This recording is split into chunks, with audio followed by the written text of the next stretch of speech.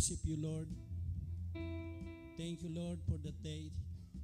Salamat, Diyos, sa ito na ikaw ay naririto ka sa aming harapan, O God. Dahil sabi mo, with 2 or 3 gathered in your name, you are in the midst of us, Father God.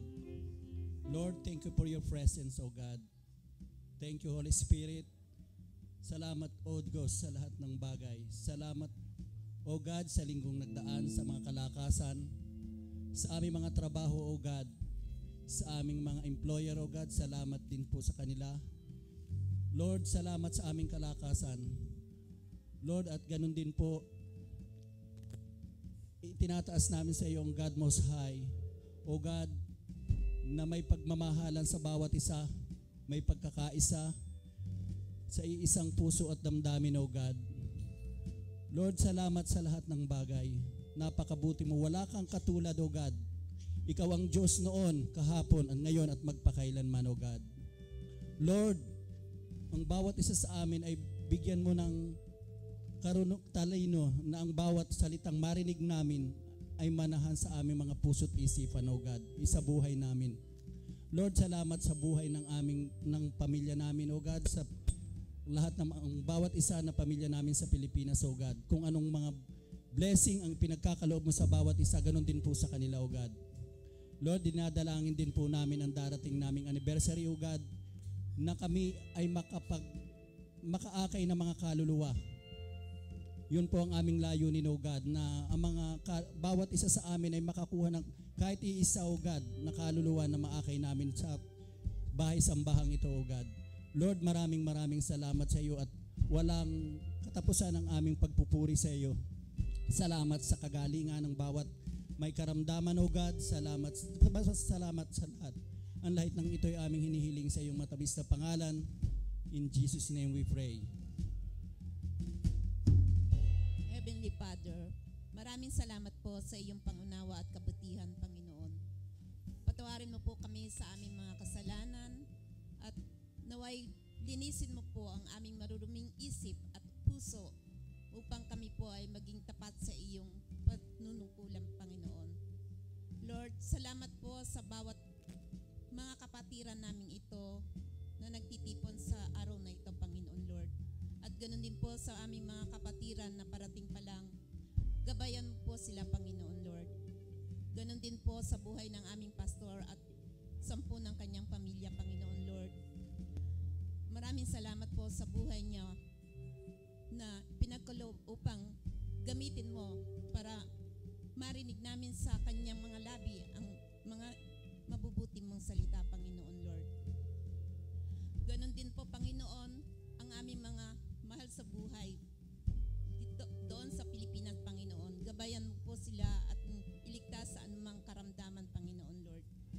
Ito po ang aming mga dalangin sa bugtong mong anak na si Jesus, Panginoon Lord. Amen.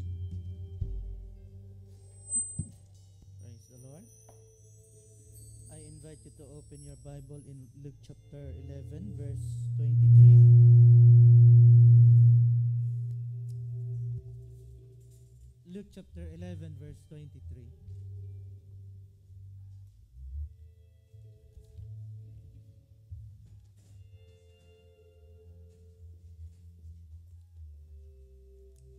Okay. Luke chapter 11, verse 23. He who is not with me is against me, and he who does not gather with me scatters. Let us pray. Lord God, we thank you for all the opportunity that you have given us. We thank you for choosing us among many, O Lord God, to answer your calling.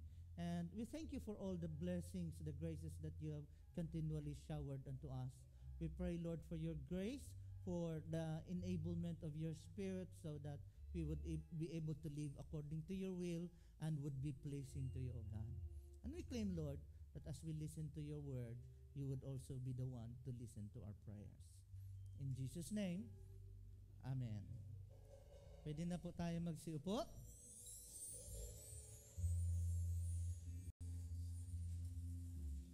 A blessed afternoon to all of you. Afternoon po. welcome po sa mga galing Pilipinas at bagong kasal. Uli. Congratulations uli. Happy New Year sa inyo. Okay, so I would like to share this topic this afternoon regarding gathering or scattering. Because it says here, Jesus said, "He who is not with me in gathering scatters." So, it would be nice to know whether we are gathering or scattering. Which one are you? Are you gathering or scattering? Okay, let us see. Are you aware that the world is full of contrast? Contrast is they are opposite to each other. Yeah? Let's say, for example, no offense, I'm not talking to any particular person. Let's say, for example, there are those people who love cooking, and the opposite is people who love eating. Are you with me? There are people who love cooking.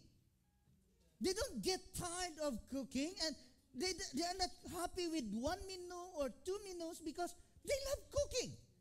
Even they're so tired from work, they still can cook. Why? It's their pleasure.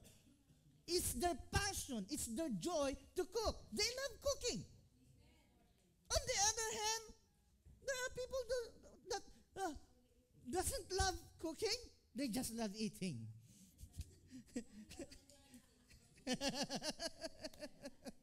Okay, another example. There are people who are meticulous in cleaning. You understand if I say meticulous? They are so keen, they are so extreme in cleaning that even a single dot of dirt, they would not be able to sleep without cleaning it. They could be obsessed and compulsive in cleaning.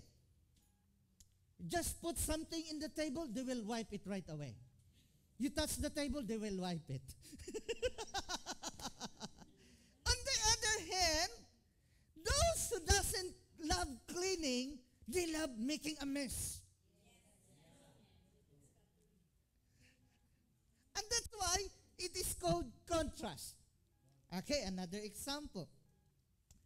Have you noticed that there are people who are not conservative? They are so wise in spending their money that as much as possible they avoid spending their money. Those who work hard doesn't want to let go of their hard-earned money that easily. But there are people, they don't have a living, they don't have an income, but they love spending. Because they are not aware of our struggle. They are not aware of the sacrifices we've done to earn that money. It is easy for them to spend those money. Am I right? When it comes to the Bible, Jesus said, there are people who scatters because they are not gathering. If you are gathering, if your concern is to gather the people of God, then you would make every effort not to scatter. The only reason why people scatter because their concern is not to gather. Are you with me? And I'll show you in John chapter 11. You might be wondering, si Pastor walang PowerPoint today. And that's the result of my shifts doing day shifts. Doing night shifts, day shifts, it's not easy for me. But I still have a topic. I just didn't have time to put it in PowerPoint. Okay, so John chapter 11 verse 52, okay. Jesus died to scatter the children of God. John chapter 11 verse 52. Let's start with 51. Now, this he did not say on on his own authority, but being high priest that year, he prophesied that Jesus would die for the nation. Verse 52, and not for that nation only, but also that he would gather together in one the children who were scattered abroad. One of the reasons Christ died is to gather the children of God who were scattered abroad. That's why he says, those who does not gather with me scatters, because he died to gather the scattered children of God. Yes?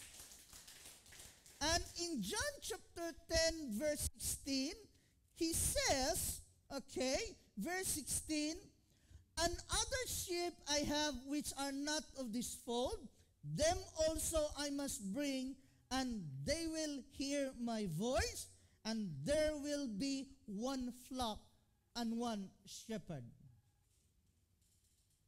So he said he also got many sheep, and he wanted them to gather, so there will be one flock and one shepherd. Speaking to the body of Christ, no matter what's their religion, no matter what's their congregation, are we gathered or scattered? No. Can we say that the children of God are gathered or scattered? You don't even know. I don't think so. Maybe partially, initially, although we are going there, but we are far from there. Are you with me? Am I talking to anybody? Hello? Okay, let's not go out to other congregation. Let's just be specific to the God Most High Christian Ministry family. Are we gathered as one? Are we united as one? Are we of the same spirit? Are we of the same mind? Are we one in heart? Not all? Not yet? Why is that?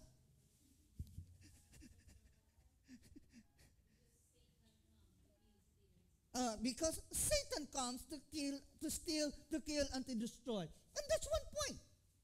And that's the best idea, really.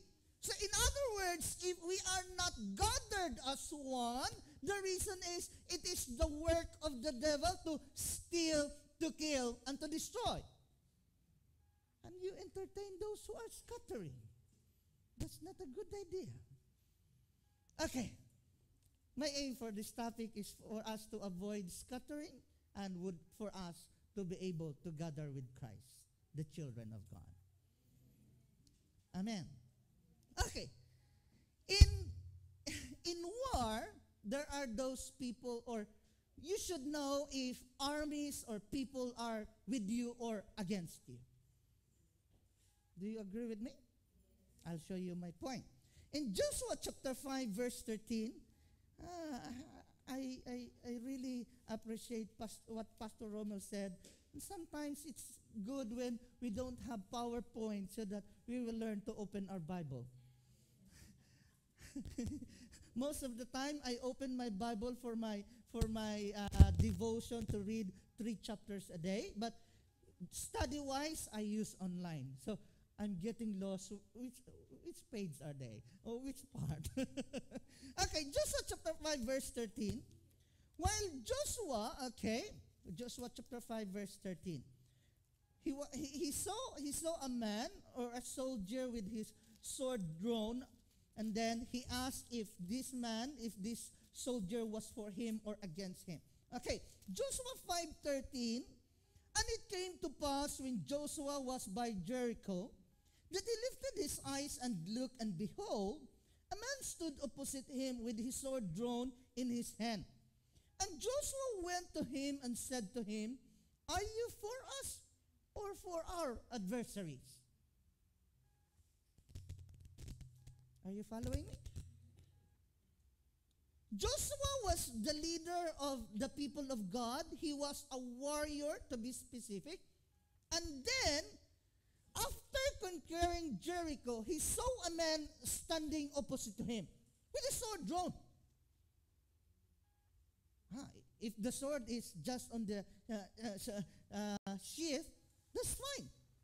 But if you saw a man with a sword drawn out, you should be prepared. So what he did was the wisest thing to do. He spoke to this man, are you for us or for our adversaries? Are you with me? Now, as a child of God, as children of God, as a member of the congregation, I could also ask you, are you for me or for the enemy? For God or for the devil? It's easy to say for God. When I ask, are you for me? Nobody say amen. My goodness, you.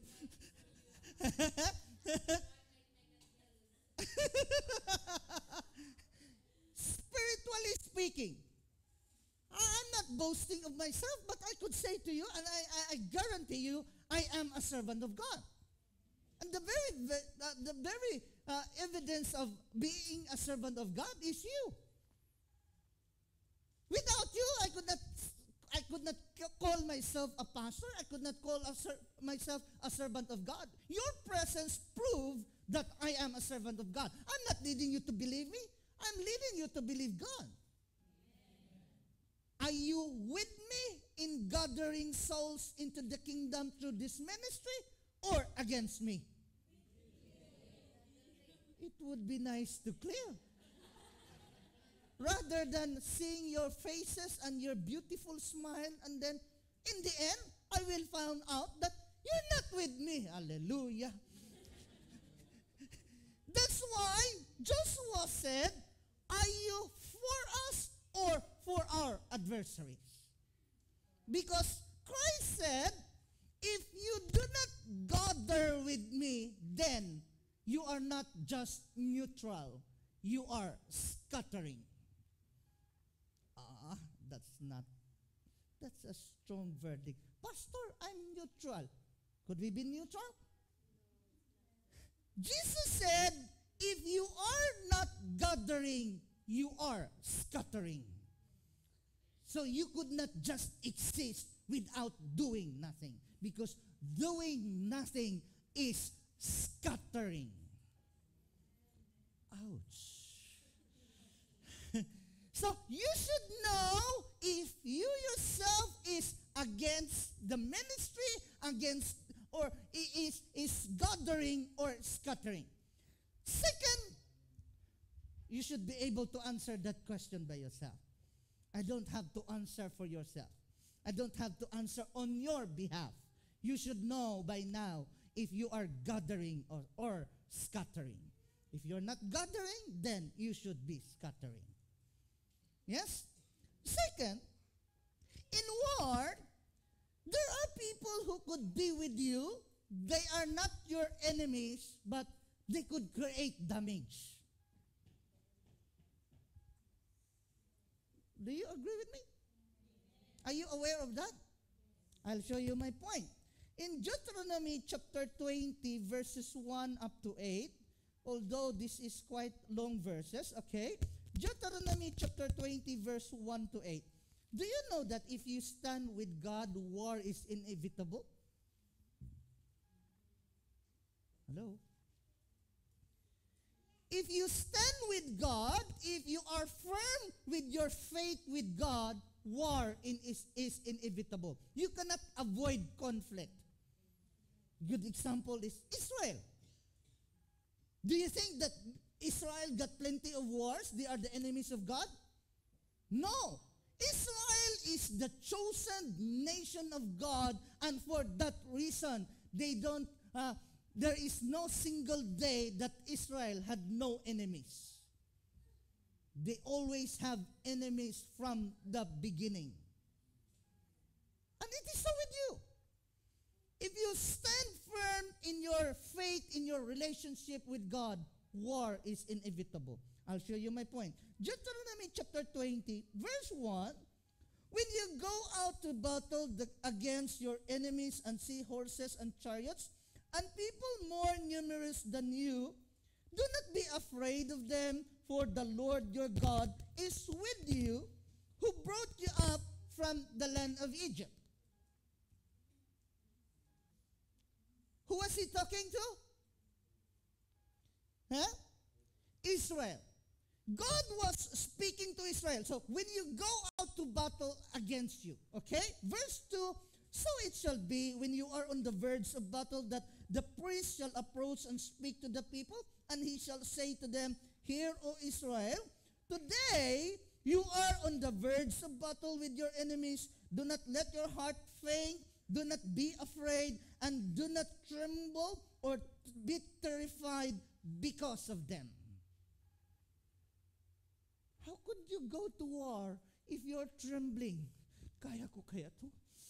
Can I do this? Can I overcome them? You could not go to war being fearful. That's why he said, do not be terrified because of them. Ang hida ng amen niyo. Why? Verse 4, for the Lord your God is He who goes with you. And then,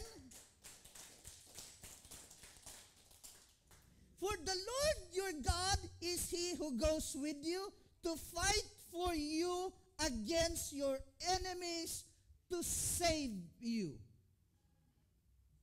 And then, you as a believer, you are afraid, you are fearful, you are terrified, you are scared. What kind of believer are you? Not so good. Were they fighting a simple enemy?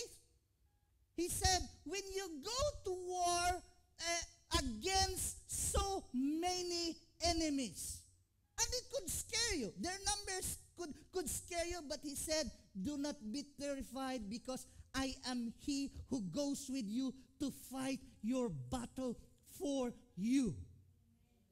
And in that context, you should be able to say, if God is for me, who can be against us? Who can be against me?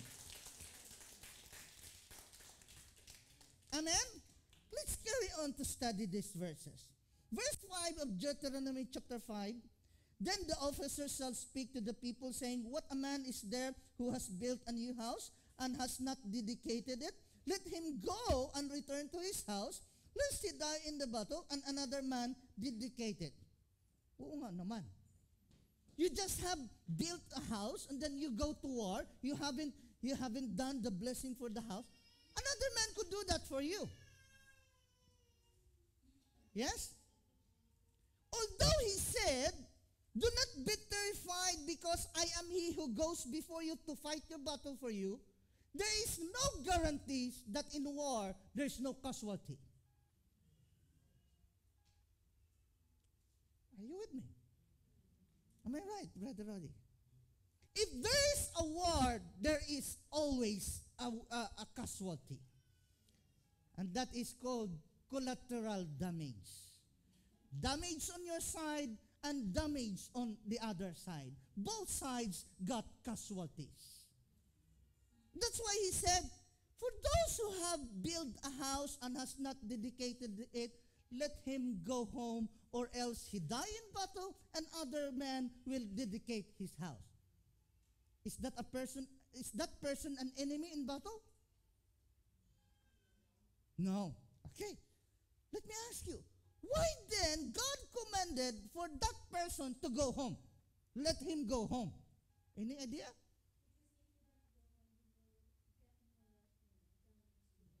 In what way? It didn't say like that. That is when they are fearful. Okay, let's carry on to study. Also, what a man is there who has planted a vineyard and has not eaten of it, let him go and return to his house. lest he die in the battle, and another man eat of it. Verse 7, and what a man is there who is betrothed to a woman and has not married her? Let him go and return to his house, lest he die in the battle, and another man marry her. So if a man is engaged to a woman, he should not carry on to the battle because he could die there and another man will marry the woman he was engaged to. Okay, verse 8. The officer shall speak farther to the people. Are you with me? I think it's nice when there's no PowerPoint, because if there's PowerPoint, you would be looking on the screen. Without PowerPoint, you would be looking closely to me. Okay, verse 8. The officer shall speak farther to the people and say, what man is there who is fearful and faint-hearted? Let him go and return to his house, lest the heart of his brethren faint like his heart. This is what Brother Jaime is speaking about. When a fearful man goes to war, he could contaminate others. Amen. He could make others fearful as well. That makes sense. Why should you allow a fearful man to go to war in battle with you? Let them go home.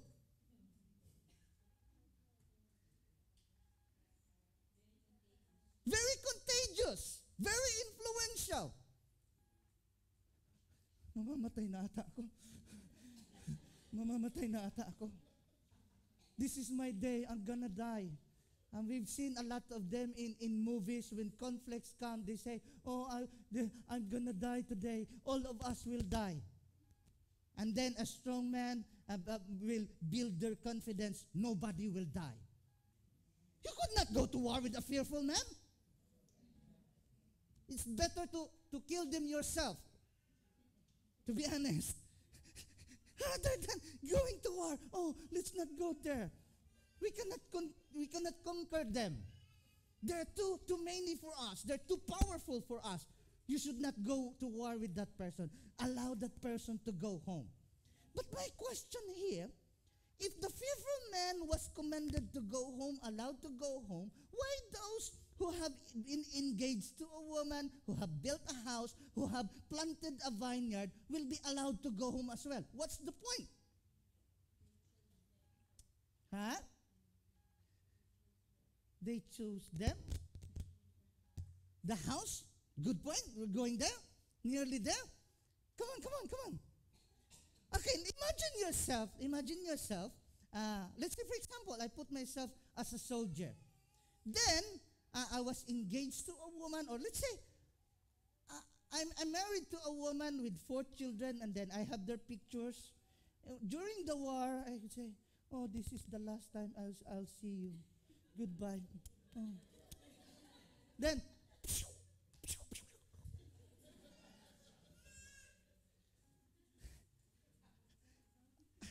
are you with me? In other words, there is conflict in their minds. There are conflict with their concerns and their concentration, and they could be bothered by those things. God is concerned. God is aware that they need to be with the engaged wife. They need to eat with what they have planted. They need to live and sleep on the house they have built, because they could die in battle. But on the other hand, the point there is they could be bothered. They don't have a full concentration during the war because they've got some other concerns. Amen?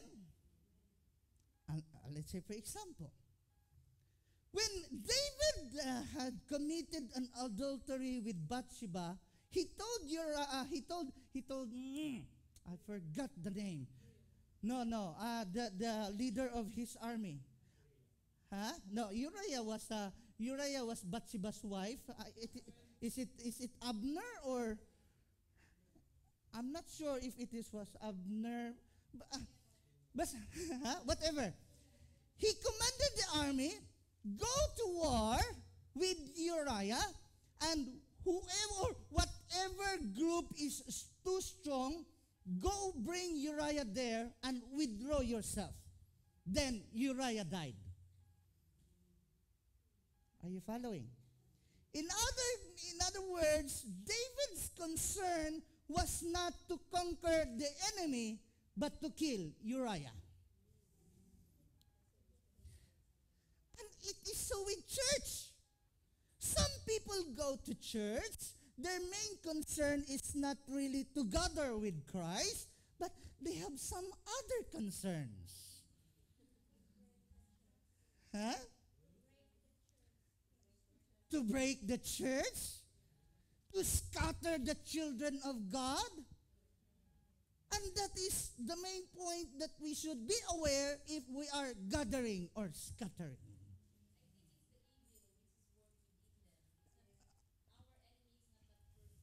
Yes, I am aware of that, but you should be knowing, you should be aware that although it is not, we are not battling against people, we are not battling against human being, but spiritual forces in heavenly places, but that person should be aware who is using him.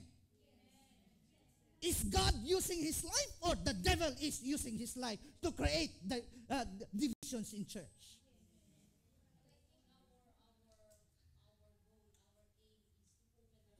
I'll go on to that.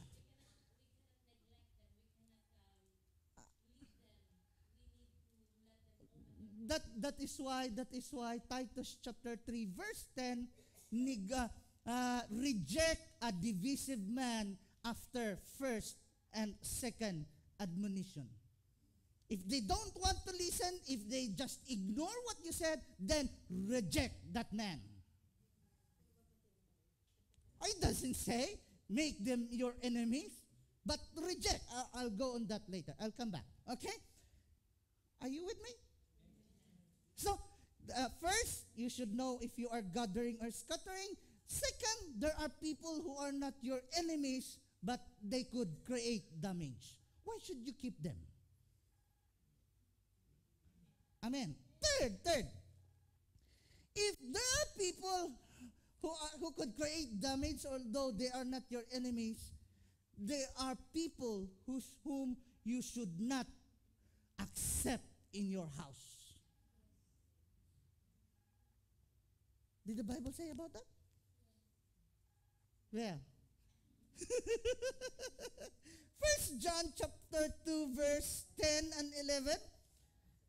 Okay, no, 2 John chapter 2 verse, it's not chapter 2 really, there's only one chapter. 2 John 10 and 11, okay. You should be aware of who you are going to accept in your house, or who are you going to reject. Okay, verse 10, if anyone comes to you and does not bring this doctrine, do not receive him into your house, nor greet him. Hello? Should I start with verse 9? Whoever transgress and does not abide in the doctrine of Christ does not have God. He who abides in the doctrine of Christ has both the Father and the Son. If anyone comes to you and does not bring this doctrine, do not receive him into your house, nor greet him. Verse 11, for he who greets him shares in his evil deeds.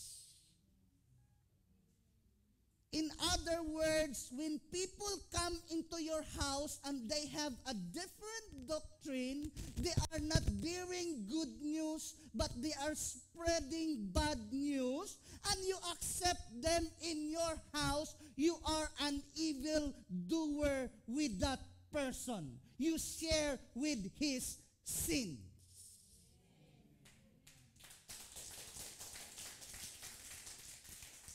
Am I making my point clear? And then you'll just go, forgive your enemies. I don't have enemies. Love your enemies. You should know what effect are they bringing to the church. Are they causing gathering of the children of God, or they're just scattering the children of God? If they are scattering, you should not accept them in your house.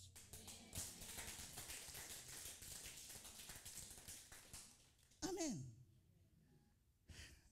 That was the third. First, we should know if you are gathering or scattering. Second, there are people that they could not be your enemies, that they could create damage. Third, there are people that you should not even accept them in your house.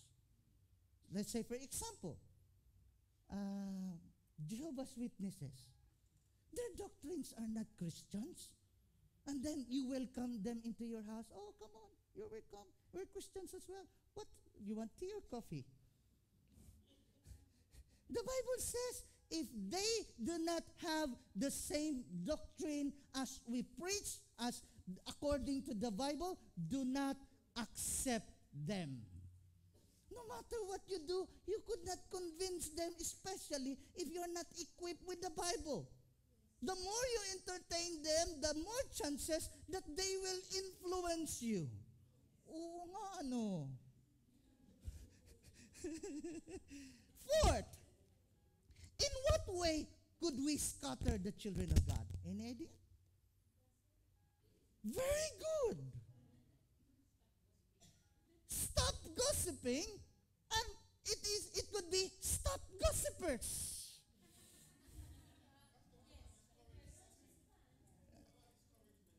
Huh?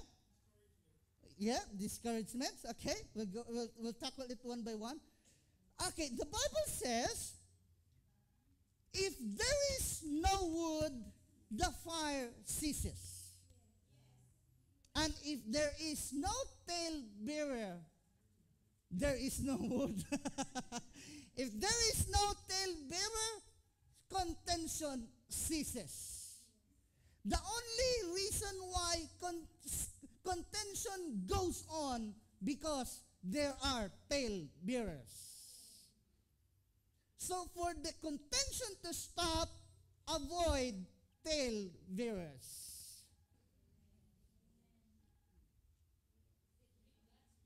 Huh? That's the point. Instead of entertaining gossips, instead of entertaining gossipers, concentrate on how could you gather the scattered children of God. Okay, Proverbs chapter 19 verse 11. I have mentioned this with our topic long time ago, but I would just like to quote it once again. Proverbs chapter 19 verse 11. The discretion of a man makes him slow to anger, and his glory is to overlook a transgression.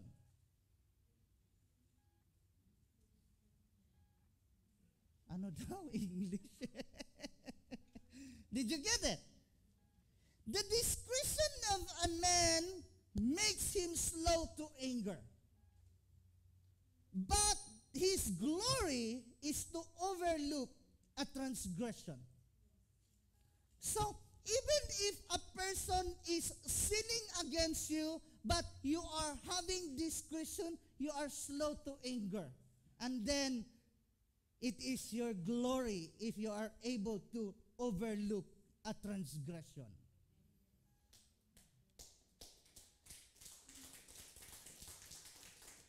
Let's say, for example, anybody here, a couple or boyfriend, girlfriend, who is not having arguments?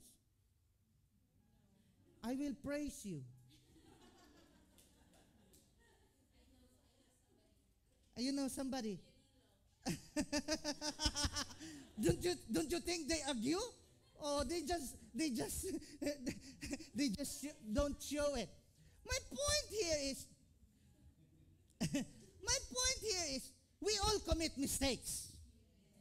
If you focus on others' mistakes and forget your own, you would not be able to overlook their mistakes.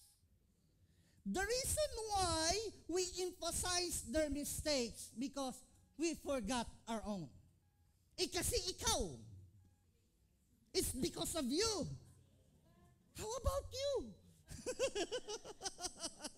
So, to overlook a transgression is a man's glory. Okay? Proverbs chapter 17 verse 9. He who covers a transgression seeks love, but he who repeats a matter separates friends.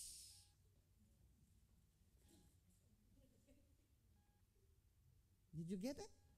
Proverbs chapter 17 verse 9. He who covers a transgression seeks love. Let's say, for example, somebody is asking, who posed that? You're not covering a transgression. Somebody is asking, who said this so and so? You know? You're not covering a transgression. If you cover a transgression, you seek love. But if you repeat a matters, you are separating friends. Do you know, babe, what this lady said to you? You were dating with somebody. You were sleeping with somebody. Do you know what Bing told me? That is repeating a matter. And it says here, repeating a matter separates friends. And because of talebearer, because of gossips, because of repeating matters, the children of God are scattered. That's why, as much as possible, I don't want to listen with your gossips. It's none of my business.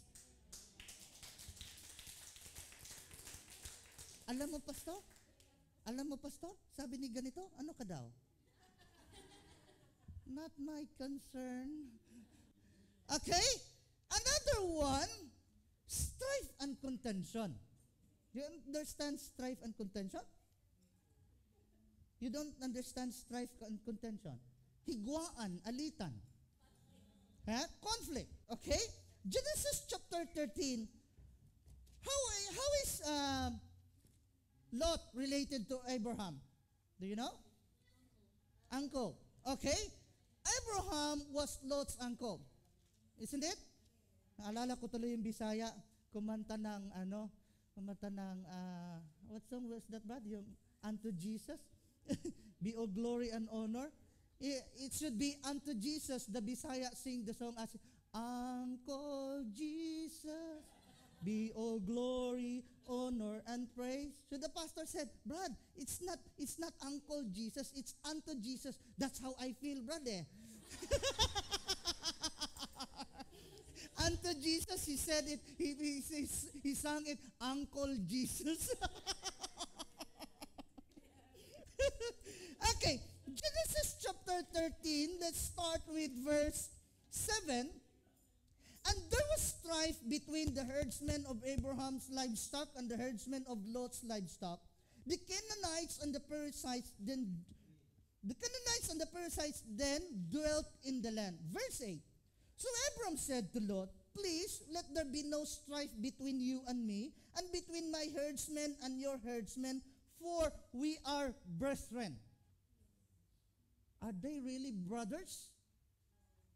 As I have said, Abraham was Lot's uncle. So, they are brethren. Let's say, for example, in church, are we brethren? So, it would be nice in church, let there be no strife between us. Is the church free of strife and contention? Oh. Are we not treating each other as brethren? Oh, sister, love you. Kumusta ka na? Happy New Year.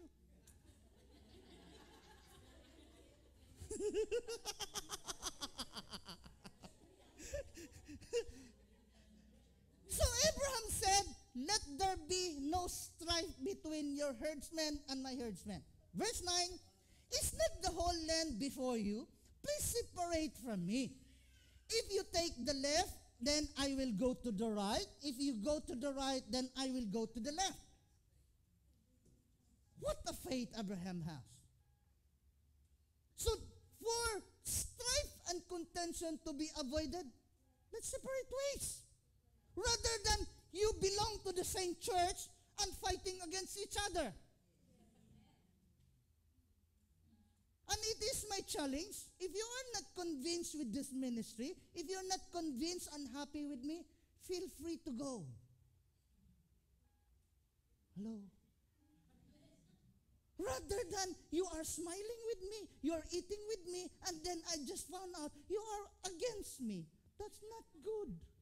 Let there be no strife between us. If you go to the left, then I go to the right. If you go to the right, I'll go to the left. Peace!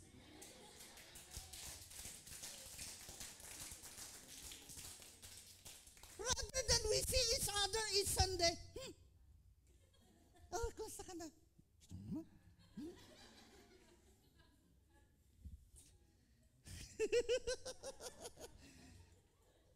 Amen? So strife and contention, they will just create scattering of the children of God. Amen?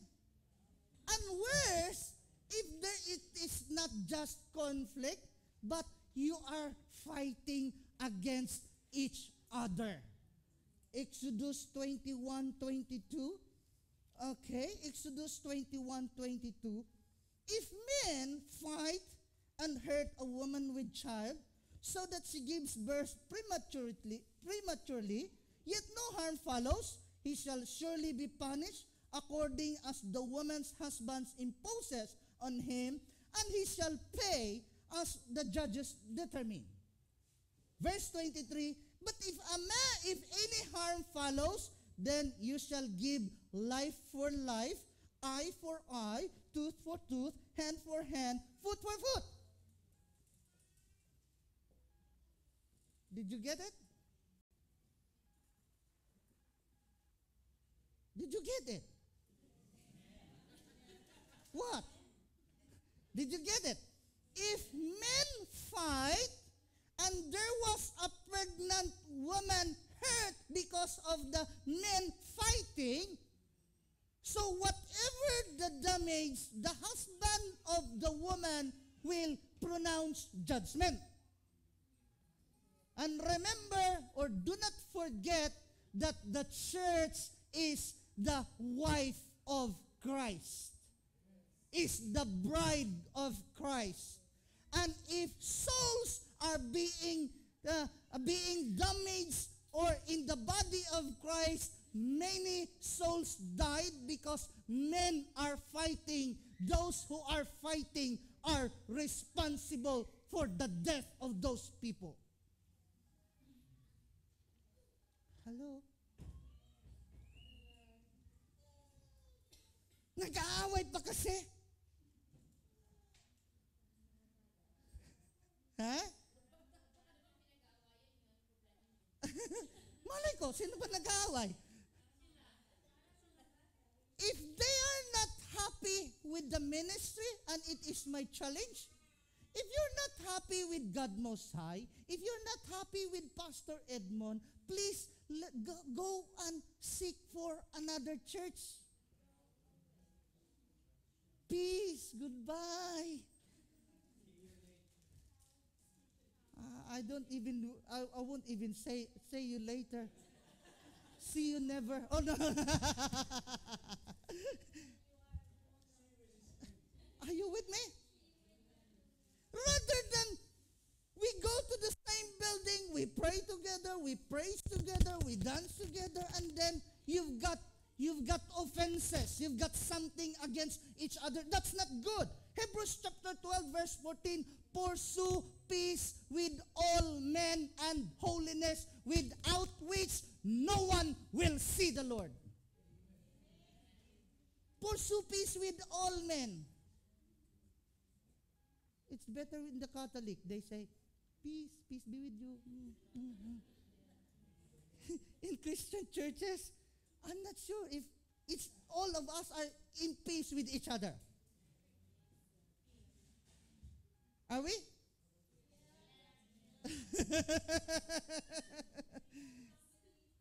Huh? We are family. That should be the case. There should be no strife and contention. There should be no fighting. It doesn't help. Who would want to be in a church wherein the members are fighting? They could feel it. They would not hear the gossip. They would not be aware of what's going on inside the church, but they would feel it in their heart if there is peace or unity in the church. They would not come again to the church if they could not feel the unity and peace with each other. Okay? I'm running out of time. So, through gossiping or tale-bearing, repeating a matter, you could scatter the children of God. Through strife and contention and fighting. Now, what could we do to gather the children of God? Any idea? Huh? Words of God? When they gossip? Okay, I'll just make it clear what is the main idea of being scattered. The main idea of being scattered is being away from God. When Adam and Eve disobeyed God, they were separated from the presence of God, and in that way, they are scattered. In other words, if we could win soul into the kingdom of God, we are gathering with Christ in winning souls to His kingdom. So, the first thing to do, share the gospel of the kingdom of God. Huh? Be busy. But to be honest, are we busy in His kingdom? Busy working. Thank you very much. You give me an idea to remind that my book, Two Masters, God and Money, is available for you to buy today. Imagine, how many hours are you working in a week? 40, 50? And then, when it comes to Sunday, just 2 hours service, you'll be late in coming, you'll be hurrying to go home. That's not good, really. No offense. I'm just trying to open up your mind. Serve God every minute possible. Do the best. Okay, so share the gospel of the kingdom of God, because it's not a guarantee that you are in the church, you are hearing the gospel of the kingdom of God. Are you with me? Hello? I'll give you an example. If you go to El Shaddai, no offense to El Shaddai, that's my previous church. This church is more on on blessing. Ask and you shall receive, give and it shall come back to you. Good measure, pressed down, shaken together and run over. That's the main identity of the church. Are you with me? If you go to Dating Daan, ancient past, ancient ka dyan. They will say, come and you will know the truth. As if they're the only ones who knows the truth. Parang siya lang ang marunong magbasa at mag-explain ng Bible. My point here is, not all people who hear God's word hear the gospel of the kingdom of God. It's not a guarantee that you're in the church, you're in the kingdom of God. Why? Because not all people hear the gospel of the kingdom of God. They've been on the church for a long time. What do you mean, gospel of the kingdom of God? As a result, they're not affected or influenced by the government of God. Are you with me? They're low-bat. I'm not sure if, ano kayang handaan mga nag-birthday? Tatlo pa naman.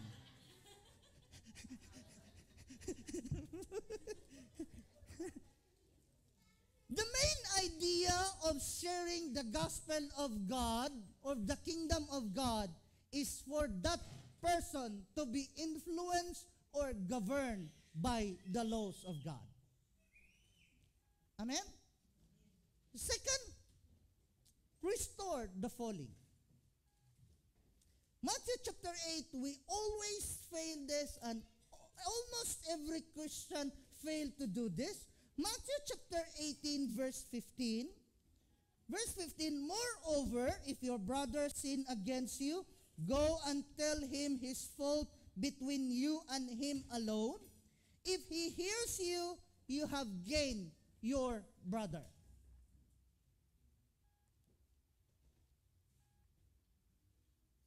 Gets? What? Verse 15, moreover, if your brother sin against you, go and tell him his fault between you and him alone. If he hears you, you have gained your brother. Amen? So if somebody is sinning, approach him. Do not post it in your Facebook status. Hello? Dinadaan pa kasi sa post ng Facebook eh. So if your brother sin against you, go and tell him his fault between you and the offender. Let's say, for example,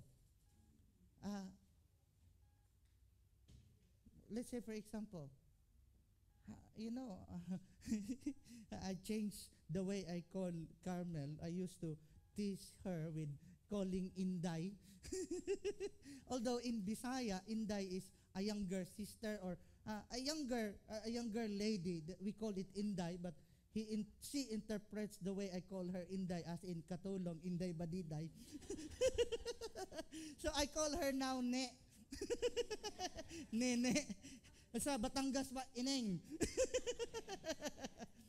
Let's say for example, if Carmel is doing something not good, I should come and tell her. Rather than, Carmel, she's chismosa. There's no point telling other people with the mistakes of others. Go approach that person. If they listen to you, you have win her. Verse 16. But if he will not hear, take with you one or two or more, that by the mouth of 2 or 3 witnesses, every word may be established. You know what? This is what you should do. I've shown you what you should do, and then, Pastor, I'm not gonna do that. So what I did, I took other 2 or 3. We're telling you this is what you should do. And then you refuse to listen to us. What I will do? I will tell the church. We go to Carmel, convince her that this is what she should do. And then you still refuse, okay? Verse 17. And if he refuses to hear them, tell it to the church.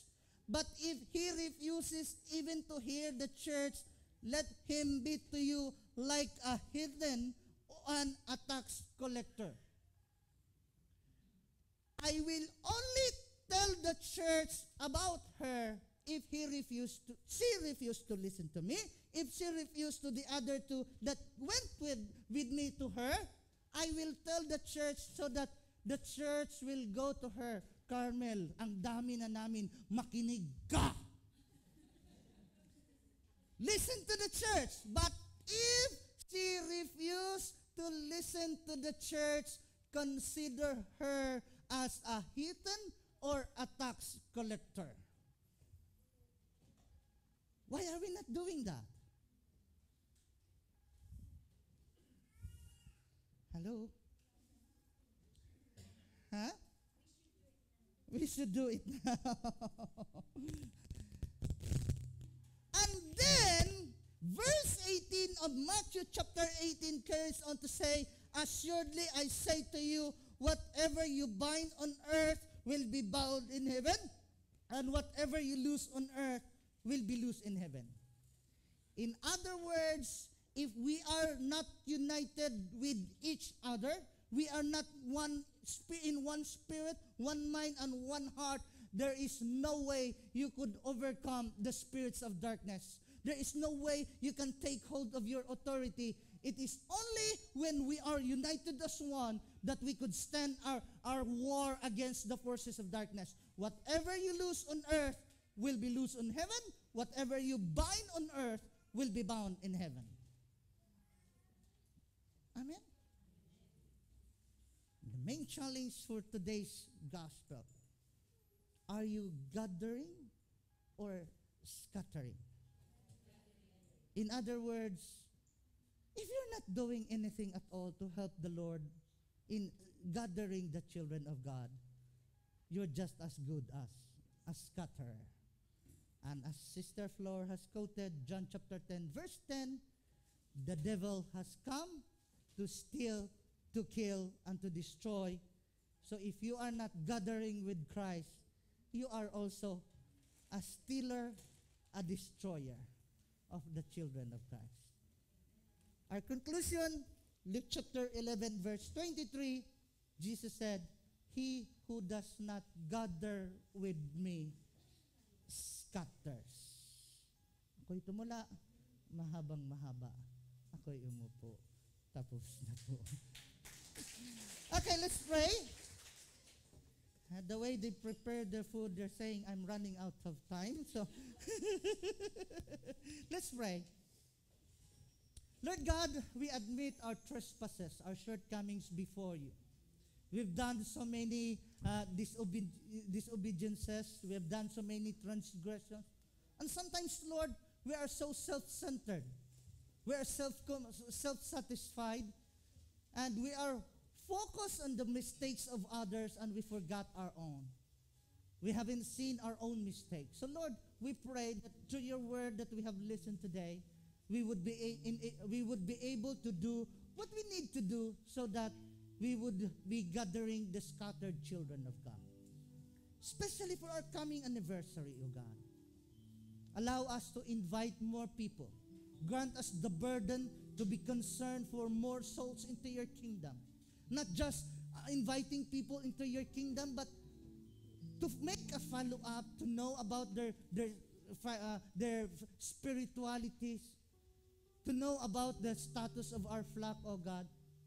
We would be able to ring them or visit them if necessary, to send messages to them. And most of all, Lord, we pray that there would be no strife and contention within this church. We are aware, Lord, that we are not many. And the worst of it, if we are few in numbers and we are not united in one mind and one heart, in one spirit. So I claim, Lord, that you would be the one to transform the way we think, transform the way we speak, transform the way we live, so that we can gather together with Christ in winning souls into your kingdom. And most of all, Lord, it is our prayer as the Lord Jesus taught us, let your kingdom come and let your will be done in our lives. Although sometimes we insist our own, sometimes we do not appreciate the way you transform us, but since your ways are far better than ours, O God, let your will be done. In Jesus' name. Amen. Okay, just a short announcement. I made a mistake, or I didn't